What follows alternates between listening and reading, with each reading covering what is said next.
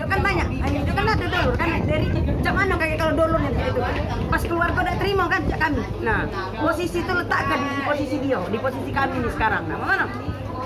Budak itu bukan budak liar, dek, budak rumahan. Kalau budak liar ganti-ganti lanang kami, taruhlah kami. Tak jadi dak emosi cak ini nah. Tapi karena budak itu budak rumahan, dengan lanang cuma kena sama si Derry baik. Nah, di mana lah coba kamu pikir dengan otak yang cerdas yang waras. Nah, sebagai namanya manusia, ngerasa ke mana rasanya kami nih dicak ini tuh. Ya boleh dia dak cinta apa tapi jangan sampai nak bunuh. Uang dak galak masa nak dibunuh. Ya kan harusnya berpikirlah secara logika, secara waras.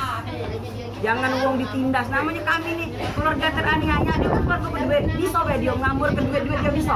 Tapi Allah dak bisa ngamburi duit. Gimana lah, Allah tuh adil loh ya Allah. Aku minta ya Allah keputusan. Aku minta hukuman mati. Itulah yang aku minta setiap aku sholat sama Allah. Semoga Allah itu buka hati mereka yang bela si Derry itu. Jak mana Derry itu sebenarnya? Aku tidak terima nian, sumpah lah. Demi Allah aku tidak terima kalau dia hukuman sama redup. Aku minta hukuman mati. Demi Allah tak bisa kalah. Dia banyak duit, ambur kelah duitnya, ambur kelah. Allah tak tedo. Allah tetap yang mana salah, yang mana benar Allah tahu. Ya Allah. Dia dari ada adik betino cak mana kaget kalau adik betino yang lebih parah daripada perah, dicencang-cencang lebih parah daripada perah. Nah, karma berlaku. Allah, ya hukum manusia.